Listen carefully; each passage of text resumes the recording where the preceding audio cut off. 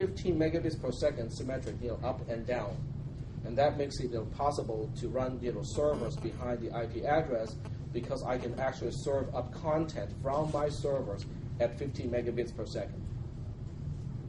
So that's kind of nice, but I don't see the textbook talking about that, which is kind of strange. The other thing the textbook also did not talk about is why FTP should not be used. Okay, let me just. You guys can find it. The book talks about FTP. Does anyone know what FTP is now that you have read Chapter 6? Yeah. File Transfer Protocol. Okay. Now, why is FTP a bad thing? FTP by default, unless you set it up, and use FTP over SSL, FTP by default will transmit your username and password in plain text. Okay? Exactly. It is transmitted in plain text. Now, if you have a secure connection, like a fiber optic connection to SureWest, then the only people who can get to see your IP, to get to see your username and password will be some employee at SureWest. On the other hand, if you're using open Wi-Fi, like on this campus right now, then just about anyone around you can see your password and username, because if the Wi-Fi itself is not using any type of encryption, any computer capable of Wi-Fi can basically sniff your packets out of the air, and they can get your username and password. Okay? So do not use FTP. The book talks about FTP, but it fails to talk about the disadvantages of FTP. Are we okay so far? Okay. We do not want to transmit our usernames or passwords in plain text. That would not be a good idea. Yep. I was working on some of these end chapter questions of portable WiMAX and portable satellite high-speed internet connections. Use always on technology. Always on means it is always connected. So it is not on demand. Some technology like cable modem can be on demand. So if there's no demand, they can just kind of turn the modem off, so you're not using any IP address at all until your computer says, oh, I want to go transmit something. They can basically authenticate and quote-unquote log in and get connected right at that moment. Fiber optic is always on too. It doesn't make any sense to turn it off. The only type of devices that make sense to turn off would be the ones that quote-unquote use a multi-drop topology, because in a multi-drop topology, the entire neighborhood is really sharing the same resource. So if with everyone always attached to the media, they can run out of IP addresses. They can have all these non-essential traffic clogging up the network. So a lot of times when you have a multi-drop topology, they would just turn off the devices that are not active, so that the rest of the computers or the rest of the nodes on the multi-drop network can work more efficiently. Okay. So the next question is, what do you do when you need to transfer files if FTP is not an option? How many people have taken like Dreamweaver or know a product that you can use to push content to a website, HTML stuff? Okay.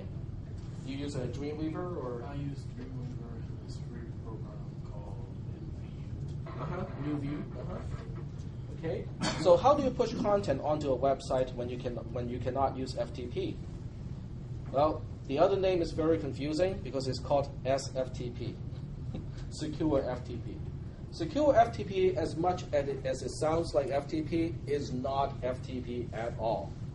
Okay, Secure FTP or SFTP uses SSH as the underlying protocol, and that is an end-to-end type of encryption, which means anyone can look at the data stream coming out of the computer, and unless that person or that party has a very powerful computer to crack the encryption, you are fairly well protected. The government probably has enough hardware to crack encryptions like that, but unless you give the government a good reason to crack your transmissions, they won't waste the resources on you. So are we good so far? Do not use FTP like the book said. Use SFTP instead. Most products like Dreamweaver, Expressions Web, and so on and so forth, they can use either one. Okay, you can actually select whether you want to use secure FTP or just plain FTP. Use secure FTP whenever you have a choice.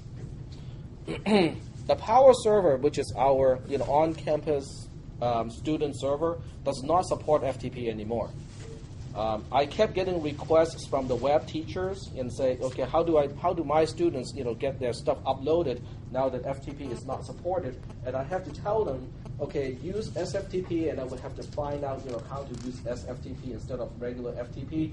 But I think it is important to get the words out so that people do not use FTP anymore. It's just not a safe thing to use. Are there any questions so far? Yep, go ahead. Just going back to the fiber optics thing. I read an article where they have this new technology that breaks down data into different colored light waves and then sends it a short distance. It's not for like these long distance projects, but it's short distance, but it can go really, really fast. I think they said something like 10 or 100 gigabits per second. I can believe that. They had the different colored light waves that broke down the binary. With fiber optics, the main challenge of the technology has to do with, the switches cannot keep up with the bandwidth that the media is capable of. The limitation is not the fiber optic cable itself.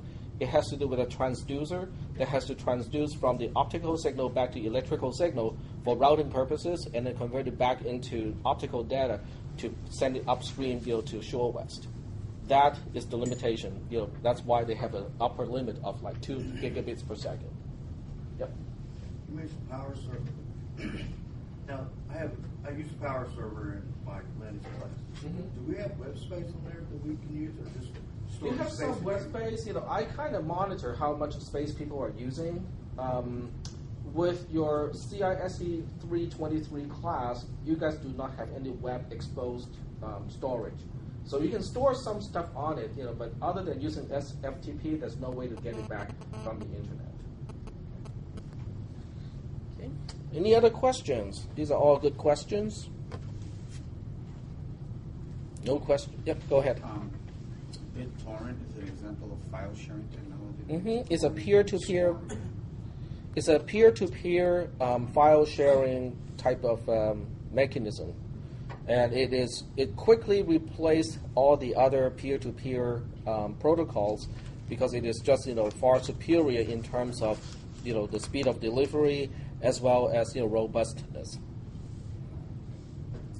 Depending on what you're downloading, if what you're downloading is very popular and there are many people with the file or files already on their servers, you can saturate your downpipe easily with torrent. Yep. I read that BitTorrent will throttle your download capabilities if you don't allow your if you don't seed your files. Do they that depends on the individual programs. Some programs do that, some programs do not do that. If the program itself is open source, that means you can go into the source code and actually disable that. So there's no real way to enforce the share, what they call the share ratio.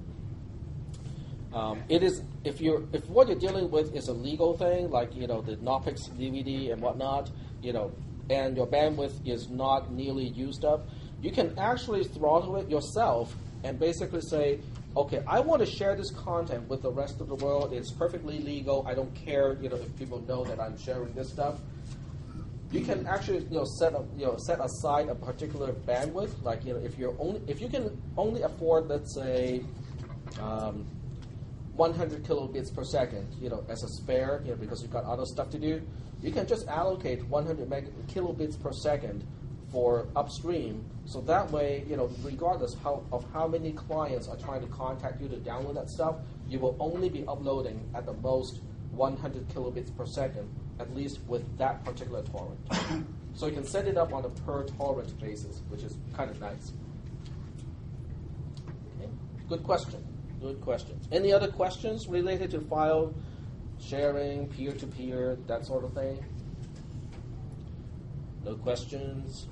Just make sure you don't do anything that has copyrights on it, because that's a violation of the law, and you can get sued. You can get fined and sued and go through all kinds of trouble. Yep. Now, with the thing you were talking about with IP addresses, couldn't you bypass that and just use like a log me in type program from your personal computer or your laptop to your home computer and just stay logged in to that computer? I don't know how that works.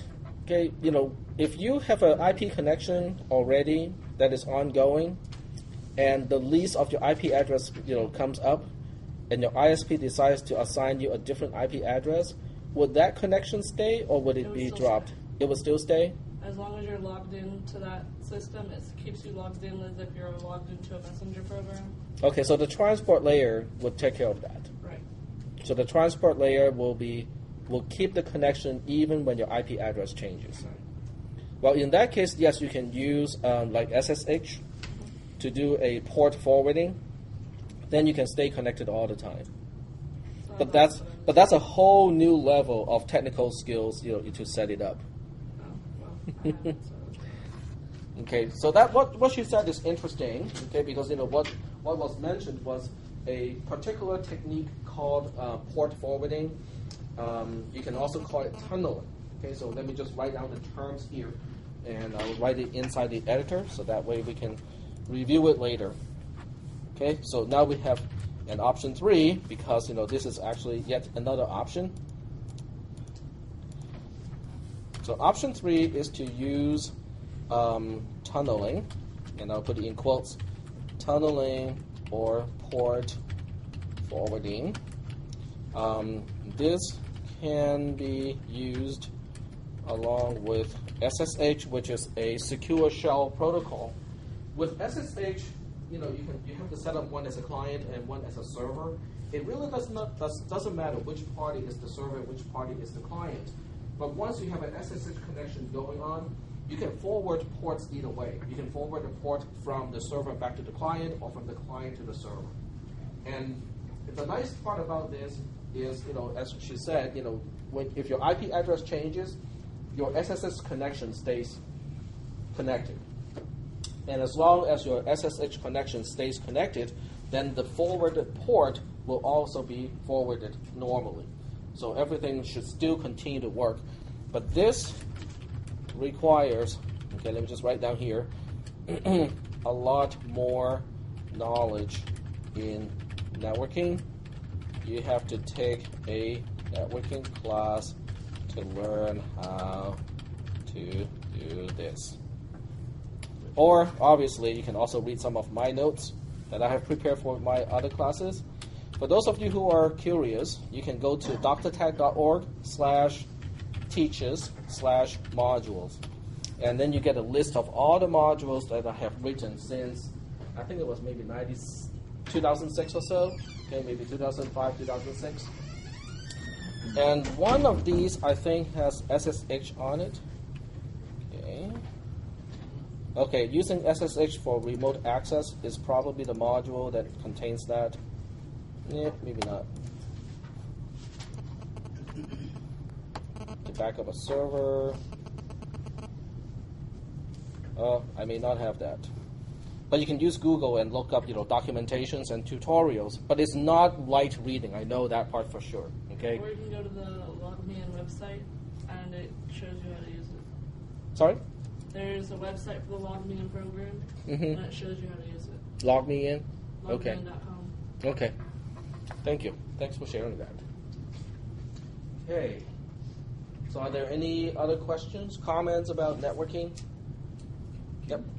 So the SSH, that one is used for filing? For file transfer. But in that case, the computer that you've transferred a file to or from needs to have an account that you can authenticate against. So you have to have an account already set up on the other computer in order to FTP or SFTP into it.